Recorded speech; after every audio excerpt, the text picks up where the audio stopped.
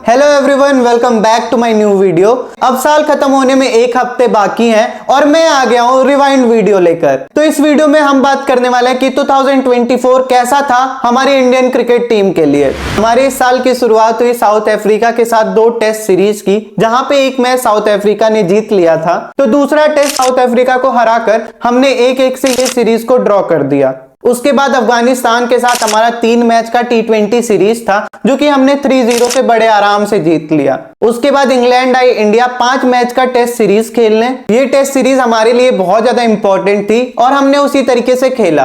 हमने 4-1 से ये टेस्ट सीरीज जीत ली। अगर पहले मैच को हटा दें जिधर हम 28 रन से हारे थे, तो बाकी के 4 मैचेस में ना हमने इंग्लैंड पे पूरा डोमिनेट किया था। दूसरा टेस्ट मैच हम लोग 106 रन से जीते, तीसरा टेस्ट मैच हम लोग 434 रन से जीते, चौथा टेस्ट मैच हम लोग 5 विकेट से जीते और 5वां टेस्ट मैच हम लोग 64 रन और एक इनिंग्स के साथ जीते। इस सीरीज के बाद स्टार्ट हुआ आईपीएल और इस बार का आईपीएल काफी ज्यादा इंटरेस्टिंग था। यहाँ पे बॉलर्स बस मनाते थे कि भाई बस करो यार, हम अच्छे बॉलर्स हैं, हमें इस तरीके से मत पीटो। और सच में ये सीजन बॉलर्स के अकॉर्डिंग तो बिल्कुल भी नहीं चला। इस सीजन में बैट्समैन ने इस तरीके से डोमिनेट किया था बॉलर्स को कि वो देखने में ही सबको बहुत मजा आ रहा था। जहां आरसीबी का 263 का रिकॉर्ड इतने सीजन से नहीं टूट रहा था, वहीं पे एक ही सीजन में ये रिकॉर्ड 4 बार टूट गया और इस सीजन में एसआरएच ने 3 बार तोड़ दिया। अभी हम देखें आईपीएल में सबसे ज्यादा रन्स का रिकॉर्ड जो बनाया है वो एसआरएच ने बनाया है,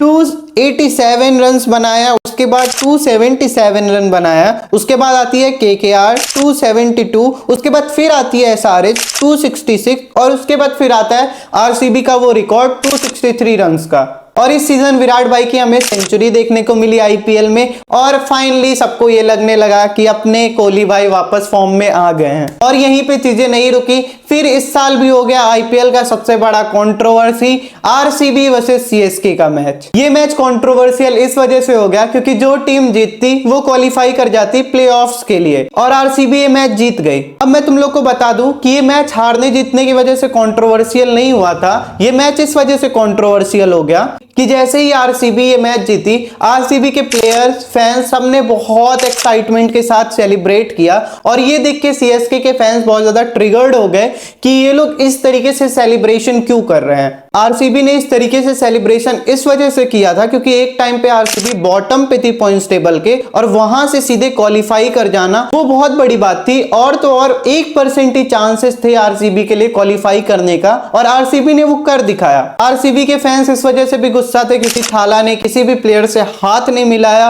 और तो और अंबाती राइडो ने जिस तरीके से पोक किया आरसीबी टीम को, उनके स्टेटमेंट भी ऐसे थे जिसकी वजह से आरसीबी के फैंस बहुत ज्यादा ट्रिगर्ड हो गए। और आने वाला जो मैच होगा अगले साल का आरसीबी वर्सेस सीएसके, वो बहुत ज्यादा हीटेड मैच होने वाला है।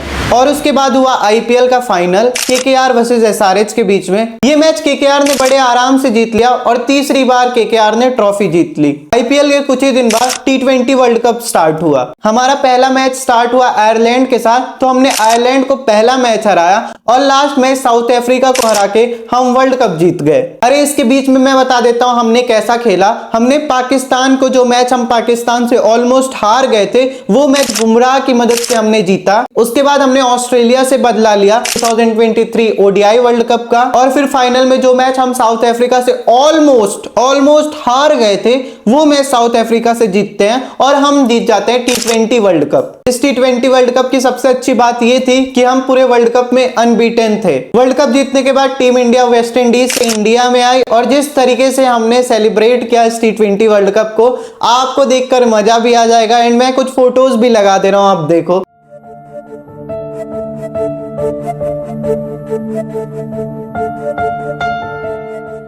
फिर कुछ दिन बाद हमारी जिम्बाब्वे के साथ T20 सीरीज स्टार्ट हुई, जहां हमने 4-1 से ये सीरीज जीत लिया। ये जो हमारी टीम इंडिया गई थी जिम्बाब्वे से T20 सीरीज खेलने, ये पूरी यंग टीम थी, इसमें कोई भी सीनियर प्लेयर्स उतने ज्यादा नहीं थे। जिम्बाब्वे के बाद हमारी नेक्स्ट सीरीज थी श्रीलंका के साथ, जहां हमें खेलना था 3 T20 और 3 ओडीआई। हमने श्रीलंका को 3-0 से T20 में हरा दिया और हम श्रीलंका से 2-0 से ओडीआई सीरीज हार गए। टू बी ऑनेस्ट ये सीरीज हमारे लिए काफी ज्यादा गंदा था, क्योंकि यहाँ पे हमने ही बेकार खेला था एंड श्रीलंका ने हमसे बहुत बढ़िया खेला। जो मैच हम जीत सकते थे वो मैच हम ड्रॉ करवा दिए। इस हार के बाद इंडियन फैंस थोड़ा दुखी हो गए, लेकिन बहुत ज्यादा दुखी इस वजह से नहीं हुए क्योंकि हम T20 वर्ल्ड कप जीते थे। तो थोड़े दिन बाद बांग्लादेश आई इंडिया का टूर करने, जहां बांग्लादेश को खेलना था 2 टेस्ट और 3 T20। बांग्लादेश के अगेंस्ट पे हमने टेस्ट में T20 खेलकर पहले हमने टेस्ट हराया बांग्लादेश को 2-0 से, और उसके बाद जो हमने 3 T20 खेला बांग्लादेश के अगेंस्ट में, वो T20 लग ही नहीं रहा था। वो ऐसा लग रहा था कि हम T10 खेल रहे हैं। सीरियसली हमने 3 रन कम बनाए, वरना हम T20 में 300 बना देते, और 3-0 से हमने बांग्लादेश को T20 सीरीज हरा दिया। लेकिन ये खुशी ज्यादा दिन थी नहीं, क्योंकि न्यूजीलैंड आई इंडिया का टूर करने, जहां न्यूजीलैंड को खेलना था 3 टेस्ट। इंडियन फैंस ना बहुत ज्यादा रिलैक्स थे, क्योंकि जिस तरीके से हमने बांग्लादेश के अगेंस्ट में टेस्ट मैच खेला था, हमें लगा हम बड़े आराम से ये टेस्ट सीरीज जीत जाएंगे। लेकिन उसका उल्टा हुआ। न्यूजीलैंड ने 12 साल बाद हमें हराया, और हराया ही नहीं, व्हाइट वॉश कर दिया ये सीरीज। 3-0 से न्यूजीलैंड ये सीरीज जीतकर इंडिया से गई, और इसका इंपैक्ट इतना गंदा था, अब WTC फाइनल में क्वालिफाई करने के लिए भी हमें दिक्कत हो रही है। इस सीरीज के बाद हमारे प्लेयर्स गए साउथ अफ्रीका में 4 T20 मैचेस खेलने, और हमने साउथ अफ्रीका को 3-1 से ये T20 सीरीज हरा दिया। इस T20 सीरीज में संजू सैमसन और फिर तिलक वर्मा ने बहुत बढ़िया बैटिंग किया, और इसके कुछ दिन बाद स्टार्ट हुआ IPL 2025 का मेगा ऑक्शन। इस मेगा ऑक्शन में इतने ज्यादा रिकॉर्ड्स बन गए ना कि पूछो मत। ऋषभ पंत, जिसको LSG ने लिया 27 करोड़ में, और ऋषभ पंत बन गए IPL हिस्ट्री के सबसे महंगे बिकने वाले प्लेयर। उसके बाद श्रेयस अय्यर को लिया पंजाब किंग्स ने 26.75 करोड़ में। मेरे को सच्ची में समझ में नहीं आता कि श्रेयस अय्यर पे इतना ज्यादा क्यों गई पंजाब किंग्स, बट अब पंजाब गई है तो उसका कुछ ना कुछ तो रिजल्ट श्रेयस अय्यर भी देंगे उन्हें। एंड सच में ऑनेस्टली मेरे अकॉर्डिंग इतना ज्यादा श्रेयस अय्यर के लिए जाना, ये थोड़ा सोचना चाहिए था पंजाब किंग्स को। पंजाब किंग्स का सबसे बढ़िया डिसीजन ये था कि उन्होंने वापस से अर्शदीप को लिया RTM का यूज करके। युजवेंद्र चहल, अश्विन और बटलर, ये तीनों के पीछे RR नहीं गई, एंड ये देख के मैं थोड़ा शॉक था। सीरियसली आपने इन तीनों को नहीं लिया। हर बार की तरह फिर से RCB की मैनेजमेंट ट्रोल हुई इस बार के मेगा ऑक्शन में, एंड सबसे ज्यादा लोग डिसअपॉइंटेड इस वजह से थे कि इन्होंने मोहम्मद सिराज और विल जैक्स दोनों के लिए RTM का यूज किया ही नहीं। But at the end RCB ने भी अच्छी टीम बना ली है। जिस तरीके से अब हम RCB का स्क्वाड देख रहे हैं, उतना बुरा नहीं खेला उन्होंने मेगा ऑक्शन में। और मेगा ऑक्शन के साथ साथ स्टार्ट हो गया BGT बॉर्डर गावस्कर ट्रॉफी, जिसमें पहला मैच इंडिया जीत गई, और ये मैच के रिजल्ट के साथ एक नई चीज हुई।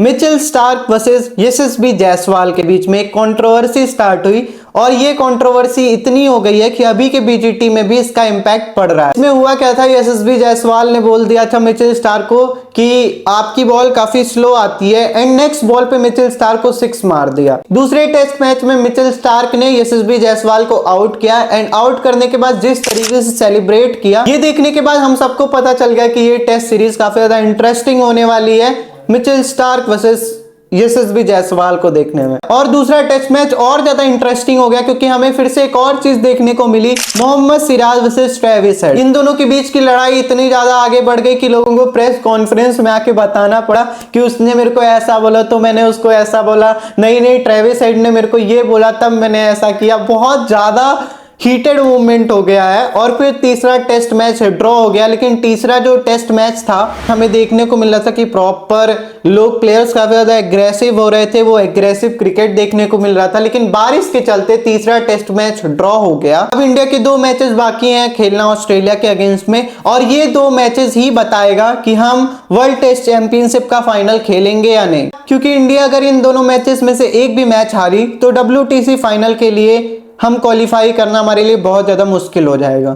तो आज की वीडियो बस यहीं तक। अगर वीडियो पसंद आई हो तो वीडियो को लाइक, कमेंट, शेयर करना, और हाँ, हैप्पी न्यू ईयर तुम सबको।